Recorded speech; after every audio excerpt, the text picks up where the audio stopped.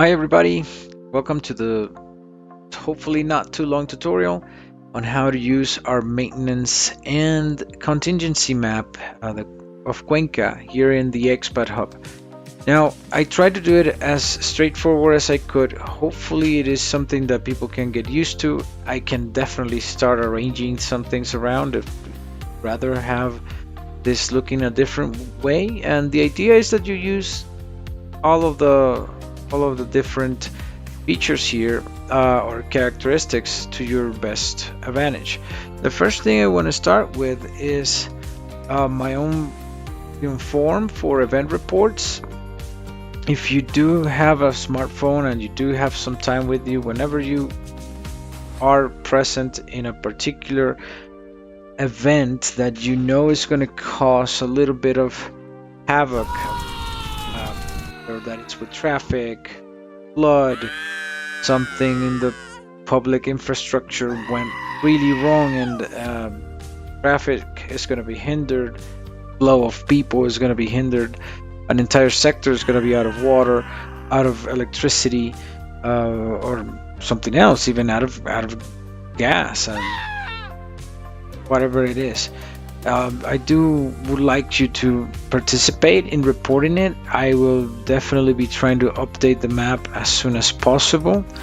I do this because it's kind of hard to also get like a consistently timely and an accurate report on what things are happening where. A lot of times you depend on them just happening to be mentioned through social media.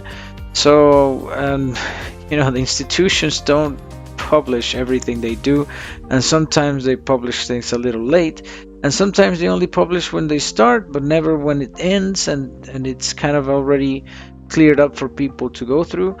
Or sometimes what they just tell you when the work is done and never told you when it even began, so you're not able to provide a proper notification. So I have to be cross-referencing many sources from many platforms and even eyewitnesses to stuff that I have to ask around to keep this well updated. And it has all the basic questions I think it would need. Describe the location of the event, apparent situation status, just to kind of know how long are we into the situation, if it just happened, if it looks like it's been going on for a while, or it just kind of looks like it's pretty much over.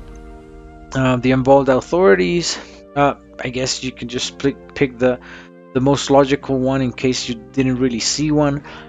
If it had something to do with somebody getting hurt or injured, definitely put something you would know they're there, like an ambulance or paramedics, etc.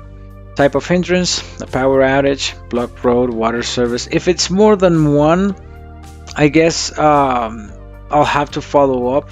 For now, you can only pick one, so they're not very similar to each other, so they shouldn't be needed multiple in one instance, but who knows.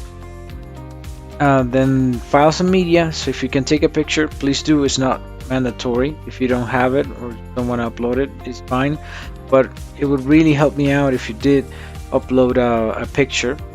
And just by clicking upload, you get the option to choose your file that you want to upload. Your email, I made it optional, although it's hard to make it optional because either for good record keeping or ability of event reporting, all the consistent and best reporters, I won't be able to if you don't give me something. So an email would be fine, I hope. If you scroll a little bit down, you got the submit button, of course, and submit once everything is set.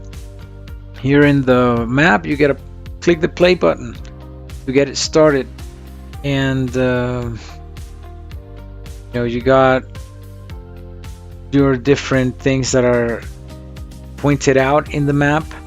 You can click them, get some extra information. If you're with a phone, you press them pretty much. You have to zoom in a little bit when you want to press stuff that it's very thin, and you'll have the information box come up and give you some insight on what you're seeing there. You'll also have these two arrows. When this is closed, the only arrow that will be available for you to click is the one at the top, the one looking to the left side of the screen or pointing towards the left side. When you click it, you bring up this particular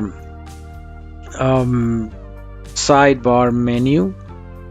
This menu is just to keep a better track of what's going on, because at some point I saw that if I just had everything just pointed out and leave you guys to figure it out about how to eliminate some things from your site, especially when they're already obsolete, they're not relevant, it would just not be useful for you. So I have these different categories of things that have are, the ones that are active are things that are either in progress or upcoming, and the ones that have been potentially resolved, which I don't have confirmation, but it just makes sense that it might be solved time that has passed.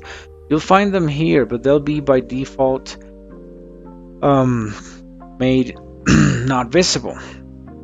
You can switch this around, and you can definitely check back on the things that have happened in the past, to check on what things have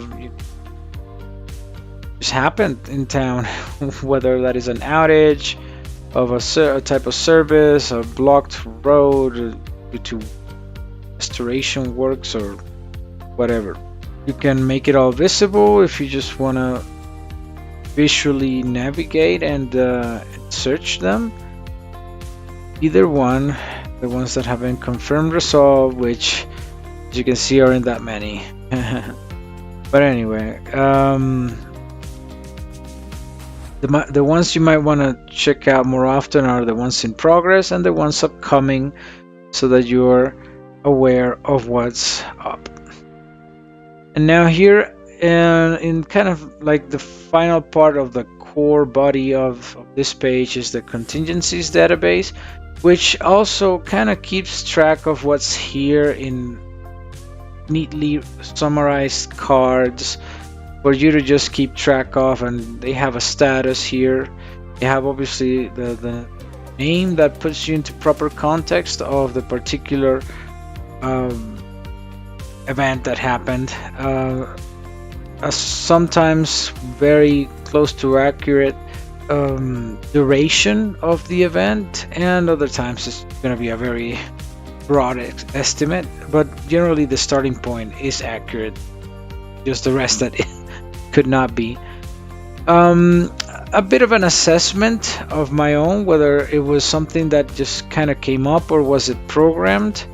Of course, here programmed can mean it just happens to be made public very soon to the event happening, but generally these things are programmed, even if by a few days. The thing is, they don't promote this really well. They don't think it's of excellent service notifying much earlier of anything that's going to happen. They just kind of think they did the best they could by announcing 24 hours earlier that an entire area is going to be without any water service for hours and hours. That's kind of how things are here. And to get any better insights into what could happen and how things are, I have to be very well connected to the city and actively look for that. That's a big investment on time and effort, and who knows what resources. I do the best I can with the level of prior notice that is customary here. Hopefully it'll get better with time, but believe me, it'll require an investment of some sort. You have a short set of details put in here whenever there's something additional to mention. Most of the time, well, you'll find plenty of information in the map itself, and this is just so that in case you're kind of tired of just going through the map, or you don't want to be looking at the map, you have a second option that kind of gives you an idea of the location. It gives you a status. It kind of gives you an estimate of, or at least a point of beginning, the beginning, and then somewhat of an idea on how long it took or it's gonna take. Then a status of whether it's already actually resolved or not, and if it's in progress. So I think I covered this page. Make sure that you also check out our sponsors.